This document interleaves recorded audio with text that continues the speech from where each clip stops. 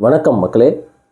சத்யசிவா இயக்கத்தில் சசிகுமார், லிஜோ அமோல் போன்ற முன்னணி நடிகர்கள் நடித்து வெளில வந்த படம் தான் ஃப்ரீடம் அப்படிங்கிற ஒரு தமிழ் திரைப்படத்தை நம்ம பார்க்க முடியுது. டைட்டில் ஆங்கிலத்தில் தான் இருக்குது. ஆனால் இது இலங்கை தமிழர்களை பற்றி பேசக்கூடிய ஒரு படம். அதாவது 1991 மே மாதம் 21 இந்திய பிரதமர் ராஜீவ்காந்தி அவர்களுடைய இறப்புக்கும் 1995 ஆகஸ்ட் 15 இந்த 2 தினத்துக்கும் இடைப்பட்ட ஒரு கால சூழ்நிலை பற்றி தான் இந்த ஒரு படம். ராஜீவ்காந்தி மரணத்தை தொடர்ந்து நிறைய திரைப்படங்கள் வந்திருந்தால் கூட இப்போ சமீபத்தில் ஹண்ட்டும் கூட ஒரு சோனி சோனி டிவியில் அந்த வெப்சீரிஸ் கூட பார்க்க முடியுது.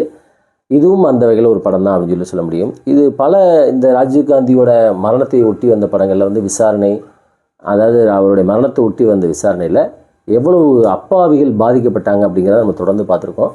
இந்த படமும் அதே ஒரு சம்பவம் தான். அதாவது 1984-85 காலகட்டங்களில் இலங்கையில் உள்நாட்டு போர், அந்த இனக்கலவரம் வெடித்த போது சாரசாரியாக இலங்கை தமிழர்கள் அகதிகளாக இந்தியாவிற்கு ராமேஸ்வரம், மண்டபம் அந்த பகுதியில் வந்தாங்க.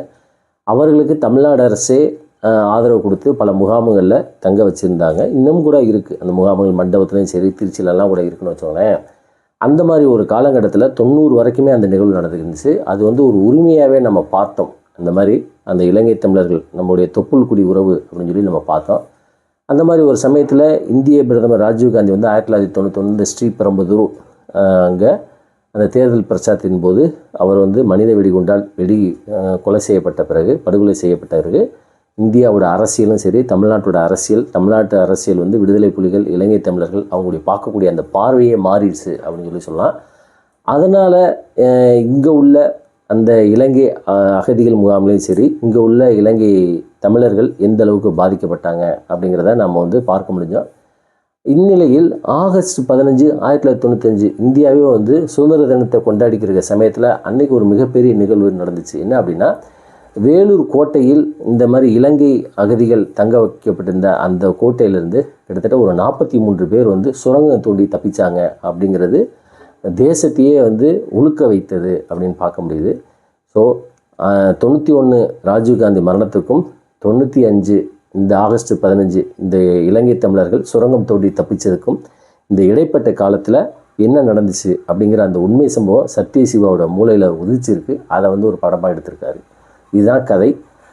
இதில் ஒரு ஹீரோ, ஒரு கற்பனை கதாபாத்திரத்தை உள்ளே கொண்டு அந்த ஹீரோ கைதிகளுக்கிடையே அந்த இலங்கை அகதிகள் முகாம், அந்த 43 பேர் இலங்கை அகதிகள் அந்த வேலூர் கோட்டையில் அடைக்கப்படலை. அவங்கள்ட்ட நல்லவராக இருந்து திருப்பி அவரே மாதிரி தப்பிக்கிறதுக்கு எப்படி உதவி செஞ்சார், அவர் எப்படி தப்பிச்சார், தன்னுடைய மனைவியை சந்தித்தாரா, அதுக்கப்புறம் அவர் கர்ப்பிணியாக இருக்கையில், அவர் மனைவி கர்ப்பிணியாக இருக்கையில் சிறைக்கு வருவார், திருப்பி அவர் வெளியில் போனோடனே தன்னுடைய மகளை பார்த்தாரா அப்படிங்கிறத ஒரு படம்.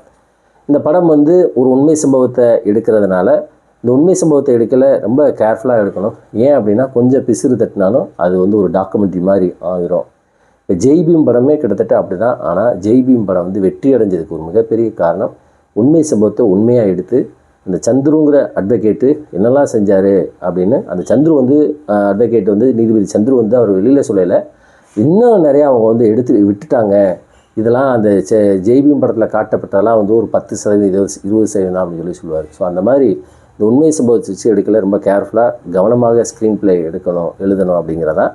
இந்த படம் கிட்டத்தட்ட ஜெய்பீம் ஒட்டி வரக்கூடியதான். ஜெய்பீமில் ஒரு தனி மனிதன் பாதிக்கப்படுறான். இங்கே ஒரு 40-50 இலங்கை அப்பாவி தமிழர்கள் யாரோ செய்த ஒரு தவறுக்கு இவர்கள் விசாரணை அப்படிங்கிற பேரில் துன்புறுத்தப்படுறதான் அந்த கதை.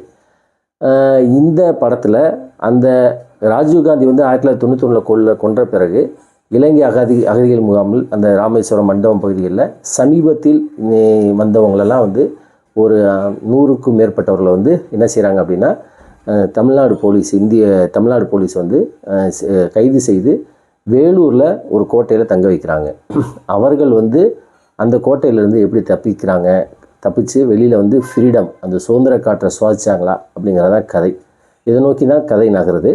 முதல் பாதி கொஞ்சம் அப்படியே டாக்குமெண்ட்ரி மாதிரி கதையாக, அதாவது ராஜீவ்காந்தி கொலை, அந்த படுகொலையிலேருந்து அப்படியே கொஞ்சம் கொஞ்சமாக காமிச்சிருந்தாலும், இரண்டாவது பார்ட்டு தான் கொஞ்சம் சூடு பிடிக்குது. அதாவது இந்த படத்தோட ஒட்டுமொத்த இலக்கு நோக்கம் என்ன அப்படின்னா, சுரங்கப்பாதை தோண்டி அந்த இலங்கை தமிழர்கள் தப்பித்தார்களா அப்படிங்கிறதான் கதையோ இல்லையா. அதை அந்த மெயின் மோட்டோவை எடுத்திருந்தா இன்னும் படம் வந்து இன்னும் சிறப்பாக இருந்திருக்கும்.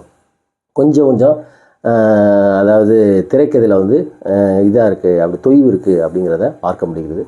மற்றபடி கைதிகள் சித்திரவதை, மனித உரிமை மீறல், அந்த மாதிரிலாம் நிறைய காட்சிகள் இந்த படத்தில் இருக்குது. ஒட்டுமொத்தத்தில் இந்த படத்தை பற்றி சொல்லணும் அப்படின்னா, அதாவது வார இறுதி நாட்களில் எனக்கு வந்து 2 பாட்டு, ஒரு டான்ஸு, அதுக்கப்புறம் வந்து ஒரு நகைச்சுவை, இந்த மாதிரி ஒரு காமெடி சீனு, ட்ரால் பண்ணுறது, இந்த மாதிரி விரும்புகிறவங்களுக்கு இந்த படம் சூட் ஆகாது. அதே சமயத்தில் ஒரு வரலாறு ஓரியன்டாவோ அல்லது வந்து தனி மனித உரிமைகள் எப்படி பாதிக்கப்படுகிறது அப்படிங்கிறத தெரிஞ்சுக்கிறாகவோ அல்லது ஒரு த்ரில்லரான ஒரு கதை கொண்ட சினிமாவாக இருக்கணும் அப்படின்னா அவங்களுக்குலாம் இந்த படம் ரொம்ப சூட்டாபுளாக இருக்கும். இன்னொன்று வந்து இலங்கை தமிழர்கள் அந்த அகதிகள், அப்பாவி அகதிகள் எப்படி அவங்க வந்து விசாரணைங்கிற பேரில் எப்படி துன்புறுத்தப்படுத்தப்பட்டாங்க அப்படிங்கிறத காட்சிப்படுத்துறது நம்ம வந்து பத்திரிகையிலையும் புத்தகங்களையும் வாசித்து தான் பார்த்துருக்கோம். அது வந்து காட்சியாக கொண்டு வந்து அது இவ்வளோலாம் இது பண்ணியிருக்காங்களா, சித்திரவதை பண்ணியிருக்காங்களா அப்படின்னு பார்க்குறது, அதை வந்து ஒரு டாக்குமெண்ட்ரி எவிடன்ஸாக கொண்டு வருது. இந்த மாதிரி படத்துக்கு வந்து நம்ம வந்து கண்டிப்பாக வரவேற்பு தரணும். அந்த வகையில் இந்த படம் வந்து இலங்கை தமிழர்கள் எப்படி பாதிக்கப்பட்டாங்க, விசாரணைங்கிற பேரில் அவங்க எப்படி துன்புறுத்தப்பட்டாங்க அப்படிங்கிறத சொல்கிறதுல இந்த படம் தனது 100% அந்த கொள்கையை, அந்த எய்மை வந்து ரீச் ஆகிருக்கு அப்படின்னு தான் சொல்ல முடியும். நீங்கள் இந்த படத்தை பார்த்துட்டு எப்படி இருக்குங்கிறத கமெண்ட் பாக்ஸில் கமெண்ட் பண்ணுங்கள். தொடர்ந்து பேசுவோம். நன்றி, வணக்கம்.